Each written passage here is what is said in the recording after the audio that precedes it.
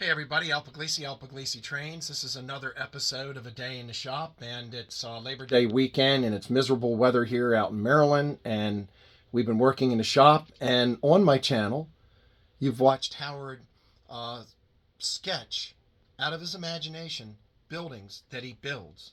He did my engine house, and you can see that on the channel. You can see the inception, the drawing, turned into a model.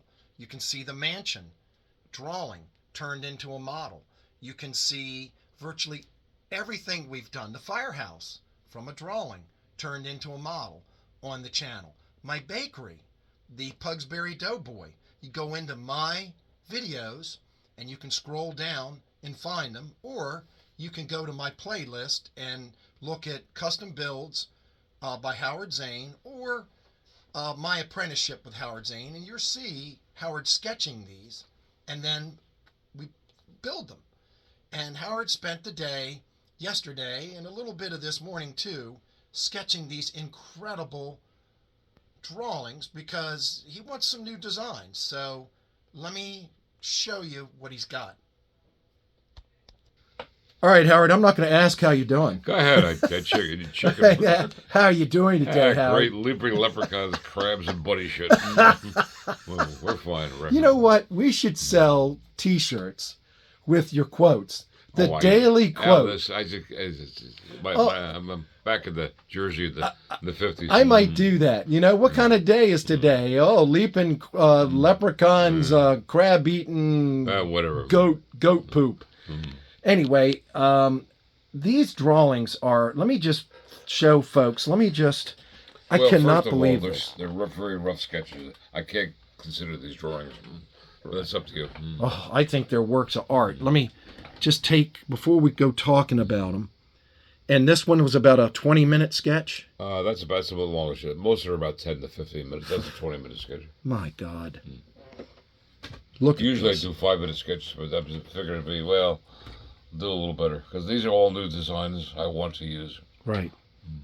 And these are complex builds. These are not for the faint-hearted. None of these walls are pre-cut. None of these walls. We like doing complex things because that's what sells. Yeah. Anybody can do an insipid building, and we try to do insipid buildings. Right. Well, I've said it before in the videos, folks. If you've got a small layout, every building on that layout should be special. That's my opinion. I agree. Every building should be special. Why take up space, precious space, with something that's not special? Case in point, if you need a house to live in, hey, you can go out and buy an A-frame house, or you can buy something incredibly special. So while we're on the subject of houses, Howard, we were talking the other day and said people need houses to live in on layouts. Well, downstairs in my layout, there are several areas where I do have townhouses. And they look kind of neat. Very few people have townhouses on their layout. I've never, ever seen a townhouse kit. The only thing close was Merchant's Row by Magnuson. Right. Where the structures were like, it's almost impossible to find that particular building. And SSLTD had some townhouses. I don't remember that, but I wouldn't be surprised. They were a great manufacturer. And IHC had some plastic. We don't talk about it. Yeah, plastic stuff. But plastic is not mentioned in this. All right. Well, let's start a conversation with this group of townhouses that you drew up. Well, we start over here. This was the first. This was the first concept. This was a 4-unit townhouse, and this over here would have been the side elevation. This side here, what it would look like. Okay, so this here, this here is the left side of this drawing, and then you played around with it a little bit more. We did a little different. So I wanted to have let's do a little differently. So I have a floor plan like this here, which we did here. So this is 5 units, not 4. 1, 2, 3, 4, 5. In HO scale, this would probably take up about 20 to 22 inches, possibly maybe longer. Somewhere in the neighborhood of 2 feet. Depends. If we build this for a customer, we must work within his confines. Right. Besides his budget. So if he has a space like, hey, I only can put 16 inches, well, we'll come up with design because Grantline and Tichy make various size windows. Right. And we could use any size. Right. Plus we have it in stock. But I'm guessing something like this is going to, on a HO diorama, Yeah. would take up a footprint of about 12 by 24 inches. But Something again, like that. it can be It made can be anything. smaller. Now these over here, these are single-family houses. These are just elevations. I don't think I've done any perspectives of single-family. Man, I can see these here. hold on. These are beautiful. Now we work in what I call the Appalachian Gothic style, which does not exist except in our minds. Yours and mine. Right. We know the style. It's kind of like what you would see in the Appalachian Mountains, back built in the 20s. Not quite Victorian, but almost. What's interesting is we've had a number of people say that out of your mind you draw up structures and build them, and oh my God, that structure exists, or something damn close to it. Well, you got to remember John Allen. Now, this regards to model railroading, not structures. And he would say, no matter how bizarre or strange your model may be, rest assured there was probably once a prototype. Right. And that saying there guides me. Right. And another saying was John Glapp, who just recently passed away, about having other people do things in your layout. Right. And he would say a model railroader is akin to possibly an orchestra leader. He does not have to know how to play all the instruments, but he has to know how to put the symphony together, and that's what we do. So as you could buy, I even have things built by others on my layout, but I put it together, even though I didn't build it. Right, symphony. What's interesting is, getting back to that subject, we were talking about A-frame roofs, and you would never see corbels generally on an A-frame roof, but I was in Ellicott City, downtown Ellicott City, and this crazy house. There are no rules. Right, there are no rules.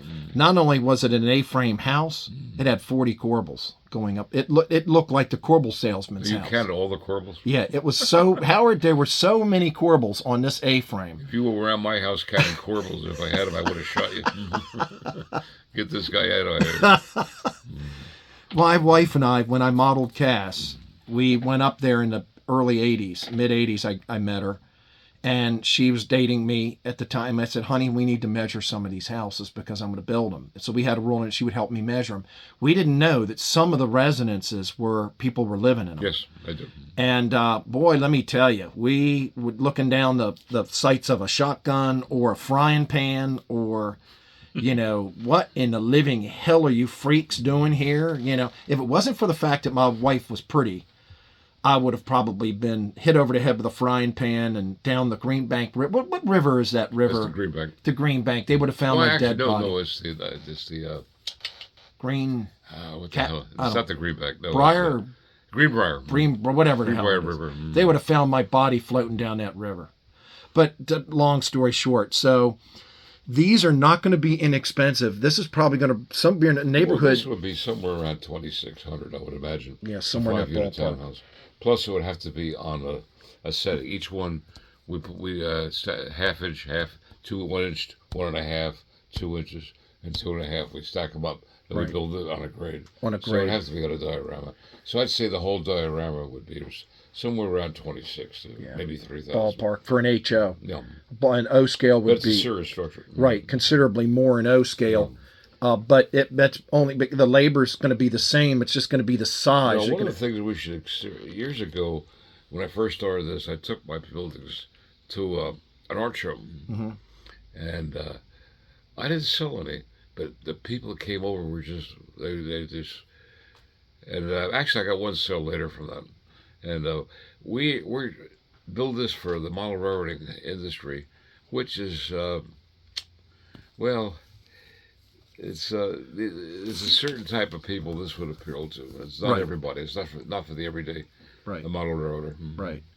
Hey, you know, folks, if you can build stuff yourself, great. But, you know, if you're going to sit here and spend a couple hundred hours building something, the time's worth something, you know. You have something nobody else has. Yeah, now, I hope it did sound condescending to model railroaders. Not at all. No, because we are model railroaders. Yes. We just build structures, that's all. These stations are beyond spectacular. And folks, if you see any of these stations you're thinking of an O scale, high rail, O scale, or HO scale, please let us know. Now this one here, I made the remark that symmetry is boring. Right. So I tried doing something that's very symmetrical. The only thing that's asymmetrical would be the chimney here. That's the baggage door, and the front door would have been here. Right. But it's fairly. But you can't do symmetry, and this would be an exercise in symmetry. Right. That one. These houses are very asymmetrical. Yeah. This. Let me show you. This happens to be my favorite house. Now, this house here that we're looking at in O scale could probably be built down to about maybe a 14 by 14. That would be the size of the house, maybe. Because Too big. That could be 12 by 8. Or somewhere 12 in by that 10. ballpark. Probably 12 by 10. In O scale. Because I have the old folks' house that you built. That was gigantic. It's not too big. It's about it. The house itself is about. Now, that was built for a client I had who passed away, unfortunately. He had a 7,000-foot space. Ooh. When I started building his layout, I probably built about 30 structures for him. So he wanted everything full size. Right. And that's why that was large. That was about 14 by 14 Something inches. like that, yeah. And it's about probably 18 tall. Again, that's what we said. We need a footprint. I'd say probably 90% we could, people send footprints, we could fill that order. Right. We could do it. Right.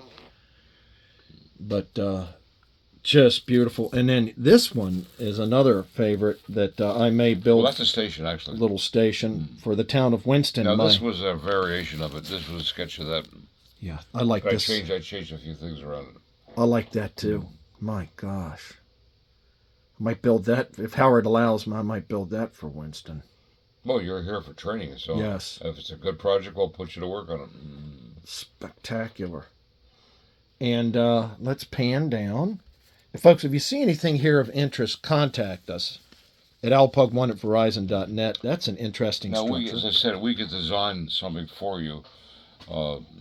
If you send us your desires and maybe a rough sketch or whatever. Right. But we do charge for designing. Right. However, I mentioned before, I think we did mention, that if we do the job, then the design fee is credited to your final balance. Right.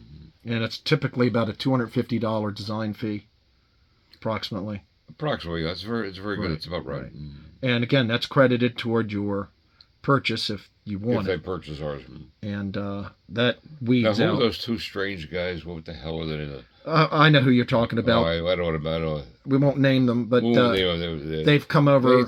I designed that station I have in Carl, West Virginia, with the huge cupola at the top. Yeah. And they gave it to, actually Don Reed wound up building it for him. But Don didn't know. No, he didn't know. It wasn't Don's fault. Right. But I threw those people out of the house.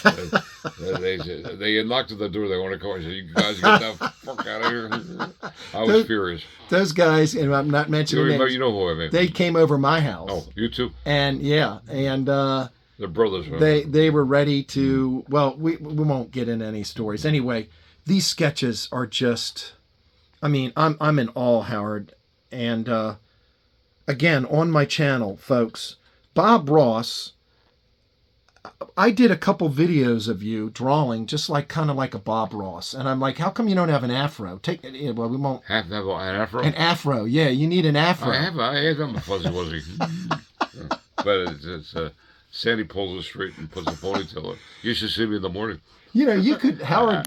You could have a display like Bob Ross. My wife and I went to a Bob Ross art show. Bob Ross was a professional artist. I am not. I just like to draw and I like to build. No way would I consider myself professional. So the show they had it at this place near Winchester, Virginia. It was a giant barn. Is that where he was? It was a display. Oh, okay, I didn't know. And it was beautiful. And they had an IMAX movie on him. He's fabulous. An hour movie. And then they had a gallery of his drawings. And that's what we need to do with you. We need to have you on IMAX. No. An IMAX, and then have your gallery of Most of my life, I was driving airplanes. I am not an artist. I'm a damn good pilot. I was. Wow. But this is something else. I'm just it all, folks. The looking. I have favorites, obviously. This one's probably. I mean, my God. So many. Well, the fun of this would be, we'll take one of these. We'll start with it if we ever get a break. and we'll take it right through the inception, Right. starting here through completion, finish it. And you can watch. I think you can do a series of it as we build it. Yep. Well, that's what we've been doing. Yeah. Well, Howard, I appreciate this episode, and thanks for taking a little bit of time to show us your Well, drawings. geez, thank you very much.